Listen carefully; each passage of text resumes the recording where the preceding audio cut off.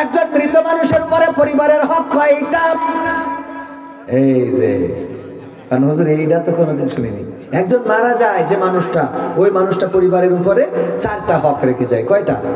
4টা হক। 1 নম্বর হলো তার কোনো ওসিয়ত থাকলে সেটা পূরণ করা। যদি কোনো ওসিয়ত করা যান সেটা পূরণ করে দিবেন, এটা হক।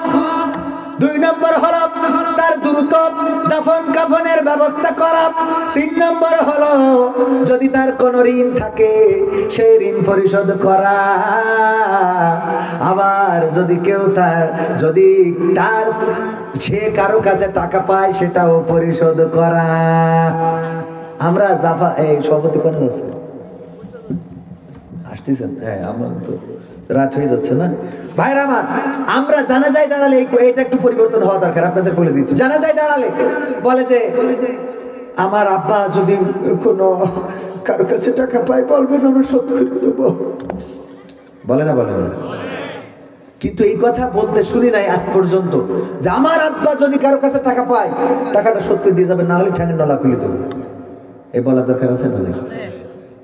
কারণ যেই মানুষটা টাকা পাবে ওর তো পরিশোধ করার লোক আছে না নাই? কিন্তু ওই মানুষটা যদি কারো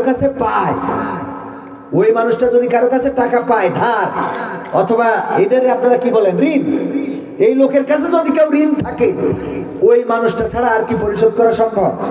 তাহলে ওই মানুষ মারা গেছে, কোনোদিন আর বলতেও পারলো না আপনি ওই ঋণ নিয়ে কবরে যাবেন, পরকালের ময়দানে দাঁড়ানো লাগবে না।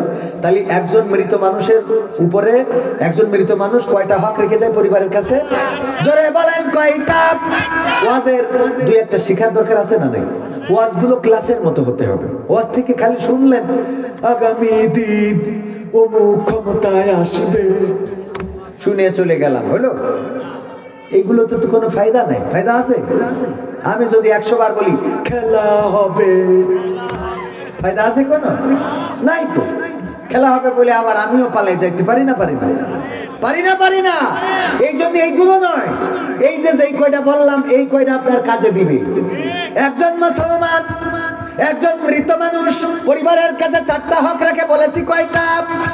শেষ নম্বর লাস্ট একটা, ওইটা আমরা তেমন একটা করি না। সেটা হলো যদি উনি কোনো জমি জায়গা রেখে যায় ওইটা শরীয়ত মোতাবেক বন্টন করে দেয়া।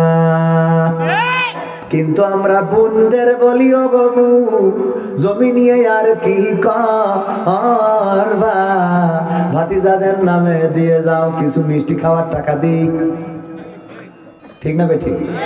এটা হক বঞ্চিত করো।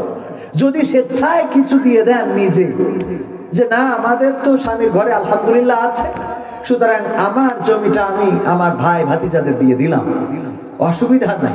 কিন্তু কৌশল করে যদি নেন আপনি দায়ী থেকে যাবেন।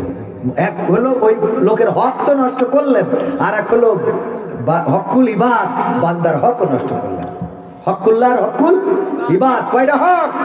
আমার আল্লাহ বলেছেন যদি কেউ আল্লাহর হক নষ্ট করে আমি ক্ষমা করে দিতে পারবো, কিন্তু যদি কেউ বান্দার হক নষ্ট করে রে তাইলে ক্ষমা করা যাবে।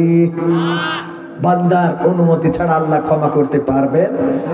আল্লাহ ক্ষমা করবেন না। পারেন আর না পারেন, হয়তো পারবেন না, কথা বলা ঠিক হবে না, কারণ আল্লাহর এখতিয়ার আছে না নাই? কিন্তু আল্লাহ ক্ষমা করবেন না। এই জন্য এইগুলো আমাদের শিখতে হবে। নামাজের আরকান, আহকাম, ওযুর ফরজ, গোসলের ফরজ, এগুলো আমাদের জানা দরকার। জানাজার দোয়া আল্লাহুম্মা ইগফিরলি হাইয়িনা ওয়া মাইয়িতিনা ওয়া শাহিদিনা ওয়া গায়বিনা, এইভাবে আপনারা প্রতিদিন যদি নামাজ শেষে একবার করে অন্তত পড়েন দেখবেন যে 10 দিনের মধ্যে মুখস্থ হয়ে যাবে। নামাজের নামাজ শিক্ষা আছে না, ওইটা কাছে রাখবেন, মাথার কাছে শোয়ার সময় প্রতিদিন একবার করে পড়বেন। মনে থাকবে ইনশাআল্লাহ? মনে থাকবে? ওগো আমার ভাইরা, সঙ্গীত গুলো শোনাবো। এর মধ্যে একটা শোনাইছি, এখনো 5টা বাকি। শোনাবো? শুনবেন ইনশাআল্লাহ? কিন্তু তার আগে যে আপনাদের একটু কাজ করতে হবে, একটু কাজ করা লাগবে না ভাই? লাগবে? করবো? আপনারা সেই কাজের জন্য রাজি? মা বোনদের জন্য তো একটু ওয়াজ করা দরকার। আমার আল্লাহ বলেছেন ওয়াকরানা ফি বুয়ুতিকুন্না ওয়ালা তাবাররাজনা তাবাররুজাল জাহিলিয়াতিল উলা। ওগো নারীরা পর্দার মধ্যে থাকো, জাহিলি যুগের মেয়েদের মতো সেজে গুজে নিজেদেরকে প্রদর্শন করে বেড়ায়ও না। এটা আমার মা বোনদের মনে রাখতে হবে। এছাড়া মায়েদের নিয়ে গান শোনাবো ইনশাআল্লাহ। এখানে প্যাকেটগুলো মানে অহেতুক বসে আছে, বেহুদা। প্যাকেটগুলো কাজে লাগানোর দরকার, ঠিক কি না? আপনারা রাজি আছেন ইনশাআল্লাহ? ইনশাআল্লাহ প্যাকেট নিয়ে চলে যাচ্ছে ভিতরে, যার যা আছে পকেটে দিয়ে দেন প্যাকেটে। আর আমি মুসাফির মানুষ,